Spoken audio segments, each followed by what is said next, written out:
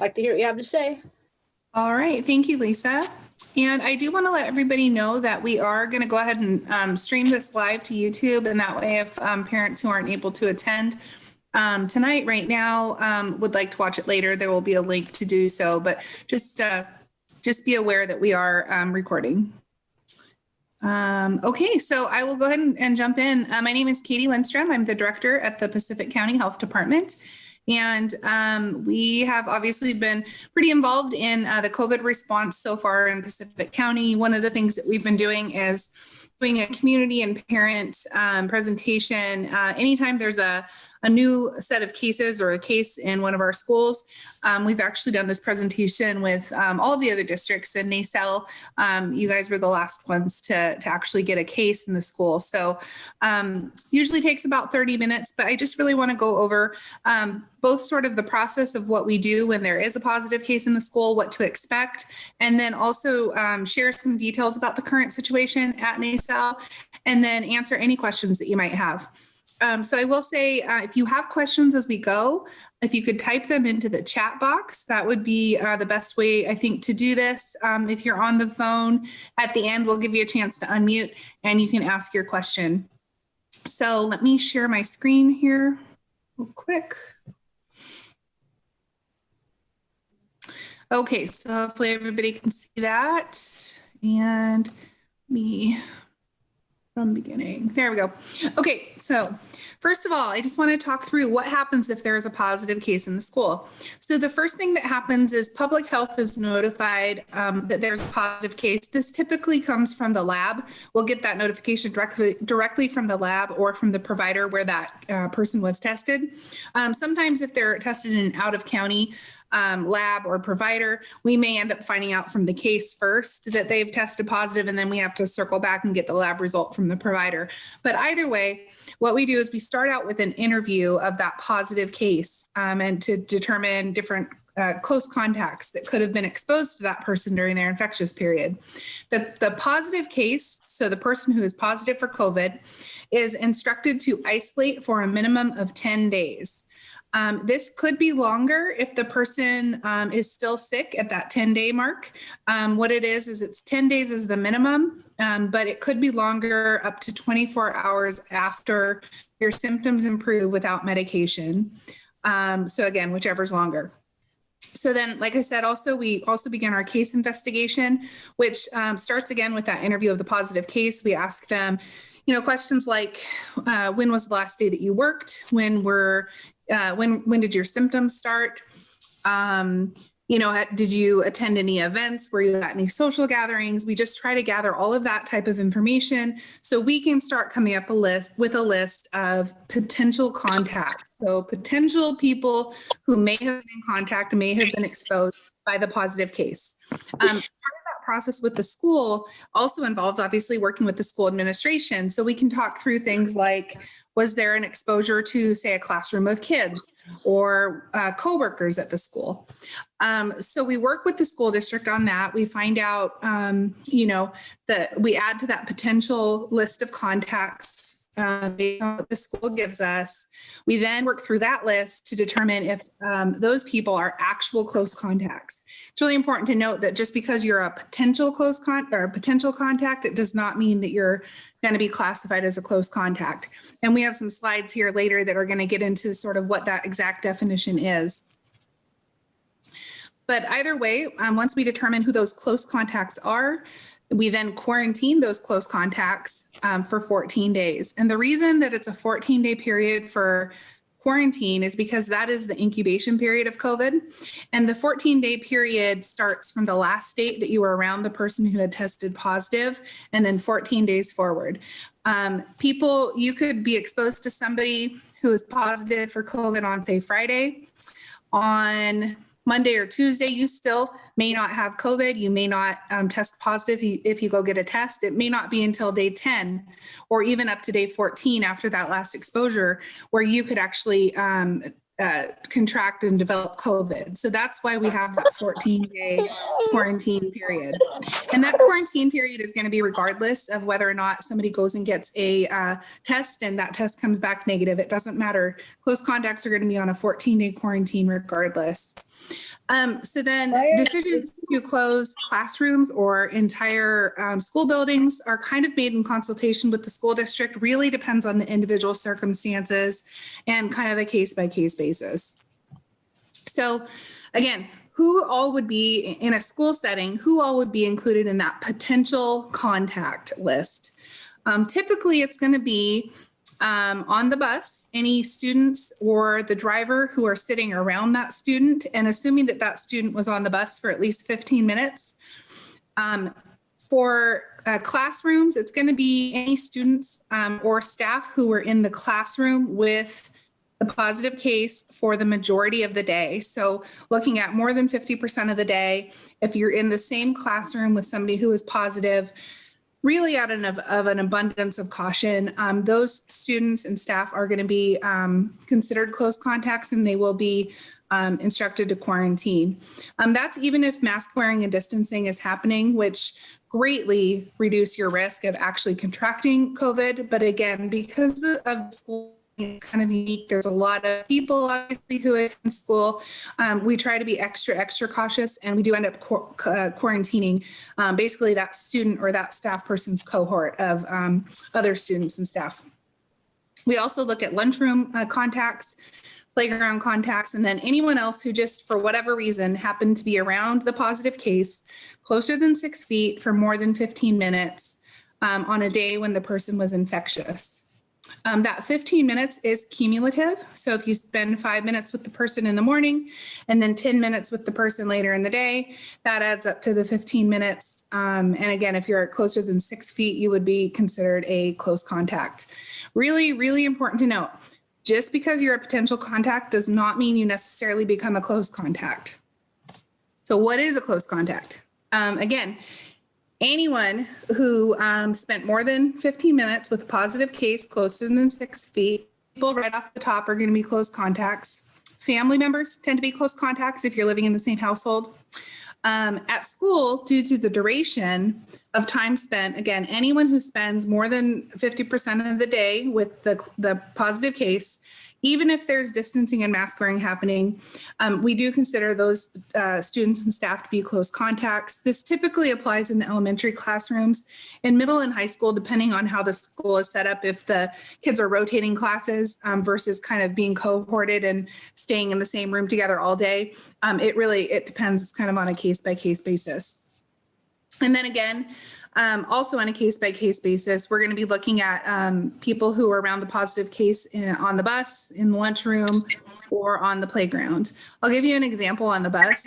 Simply being on the bus with a positive case doesn't mean you're a close contact. What we would do first is we would determine if the student who tested positive, if they were, if say they were sitting at the beginning or at the front of the bus, students who were immediately around that student would be close contacts as long as they were on the bus together for at least 15 minutes. But a student at the back of the bus would not be a close contact. So that's what I mean when I say kind of case by case basis. We really look at the individual circumstances to make that final determination. So, okay,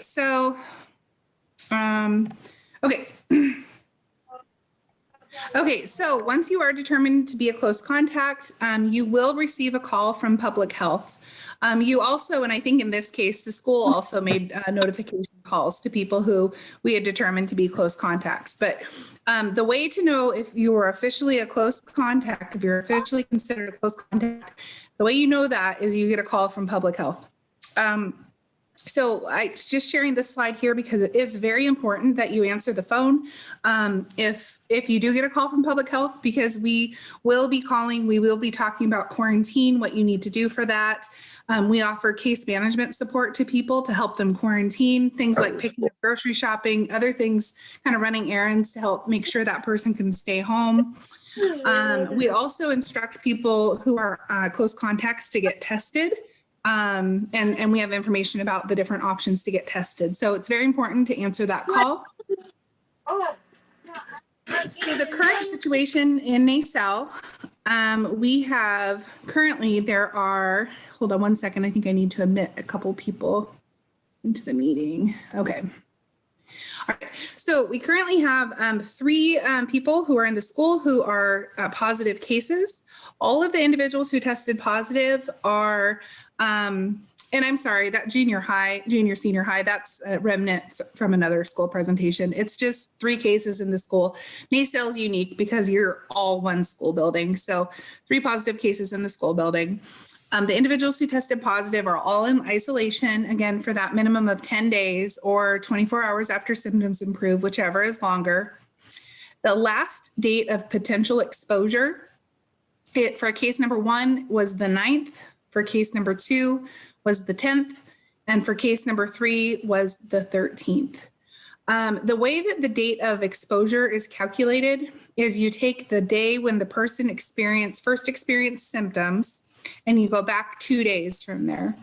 So if somebody first had symptoms on Wednesday, we would consider that person infectious on Monday, Tuesday, and Wednesday, and then also moving forward. So what we're looking at is what was the last day that that person worked or was at school, and then what was their infectious period, and then from there we say, well, who was around that person on those days? Again, I already covered this. Students and staff who spend more than 50% of class periods are considered close contacts.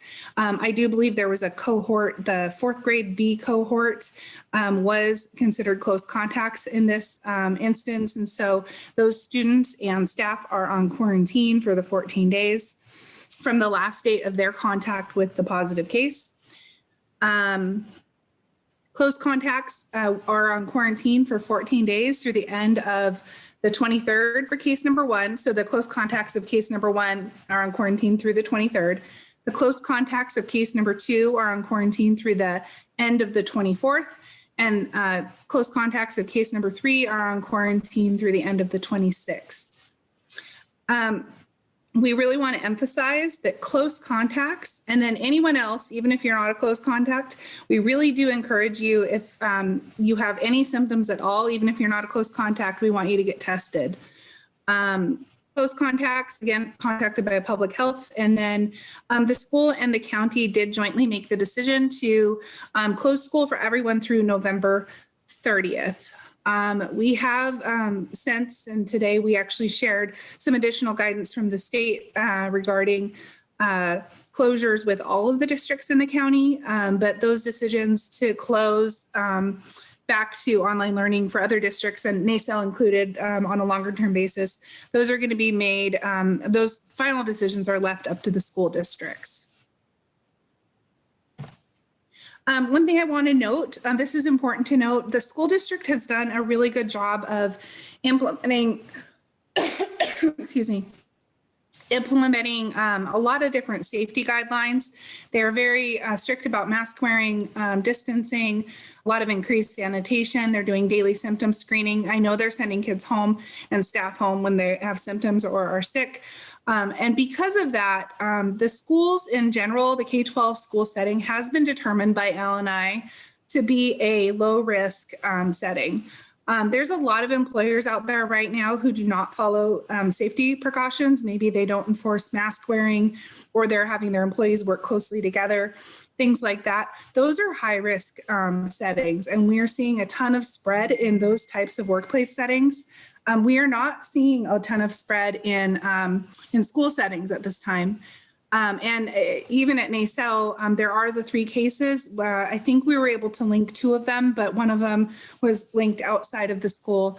And so I do think it's a testament to what the school is doing that we did not see more spread in the school. And I definitely applaud the Naselle school, all of the staff, administration for taking the safety precautions seriously. Oops. Okay, this is just sort of a slide just to kind of reiterate that point.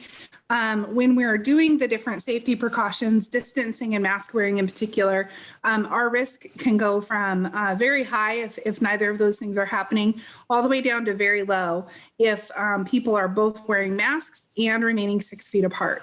And then there's sort of all the different options in between. So this is just kind of a nice visual to show how effective those different safety measures are.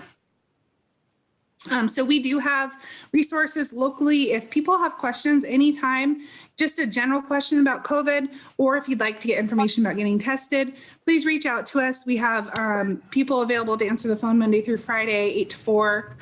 At this number here, 642-9407. We also have our county COVID webpage with a lot of local updated information. And then the state coronavirus.wa.gov is another great place to see, find accurate information and resources. Again, questions, call us at the EOC. And with that, that is the end of the presentation. I told you it'd be fairly quick.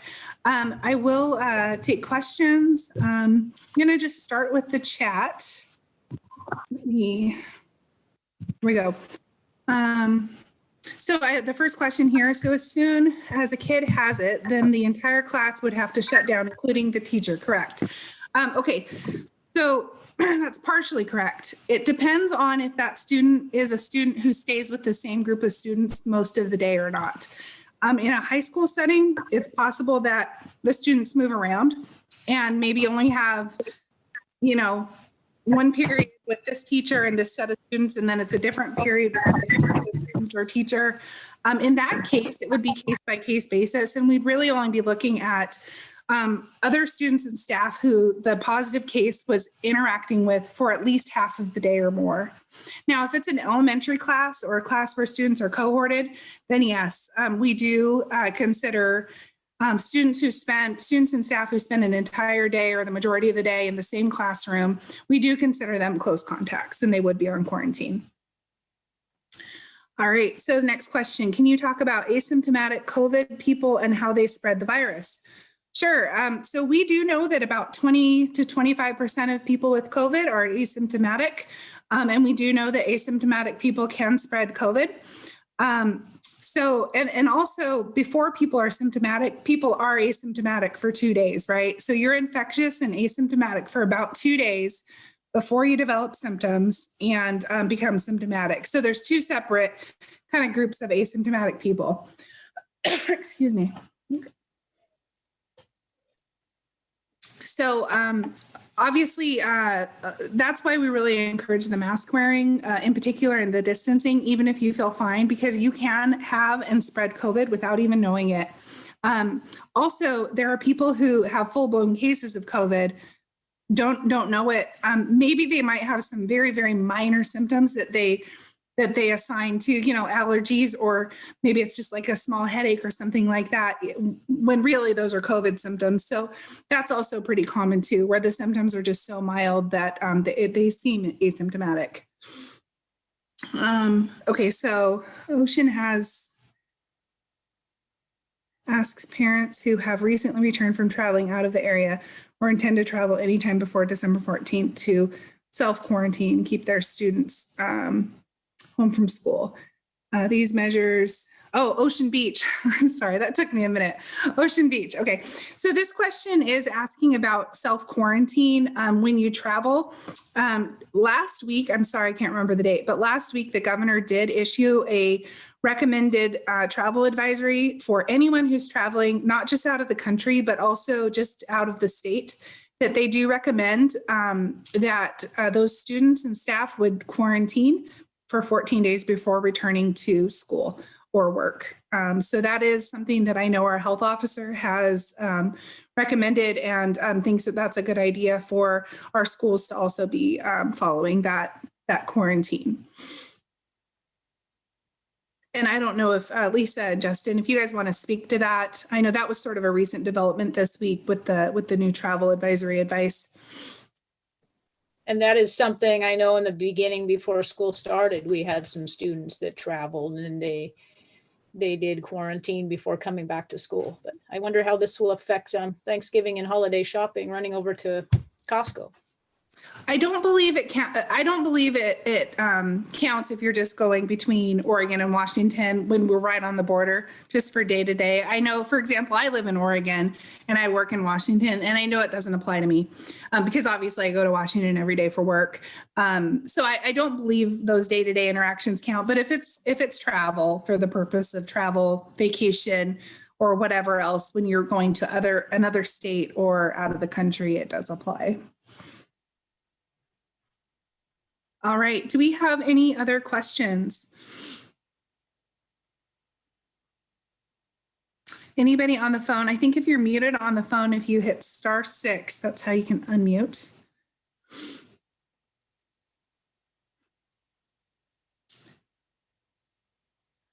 Okay, well, I think that might be it. It sounds like for tonight. Again, Justin and Lisa, I'll send you this link and also the link from the staff meeting the other day if you'd like to share those with anybody else. But please reach out to us if you guys have questions. If something comes up after this, we are, like I said, available Monday through Friday at the EOC phone number there. There's people who will take the call and get you routed to the right person who can answer your questions and give you the support that you need. So just want to say thanks I have a question. Okay, go ahead. I have a question. YouTube. Could you text us how to find it on YouTube? This presentation. Yeah, I can get the link to you, Justin. I don't know if you can get that out maybe to parents. Yeah, if you get me the link, I would be happy to share that. And I just wanted to say I really appreciated the honesty and just how conscientious our students, parents, and staff have been throughout this process, and all the conversations I've had with parents in recent days. I've just been really gracious and very supportive, so I really do appreciate that. So. Okay, so that's going to be text to us how to find it on YouTube. If you reach out to me, whoever this is, and I don't recognize the number, but if you reach out to it's Doris. What's that? Doris Bussey. Okay, that's Doris Bussey. Okay, so I will share this with you, Doris. Okay, thank you. You're welcome. All right. Anybody else? Okay, I do see I have somebody asked for me to stay on after. So I'm going to go ahead and take the live off. We'll end that part of the meeting, and then everybody else, thanks again. Have a really great night. I'll go ahead and stay on. George, it sounds like you might have another question. So thanks again, everybody. Reach out if you have any other questions.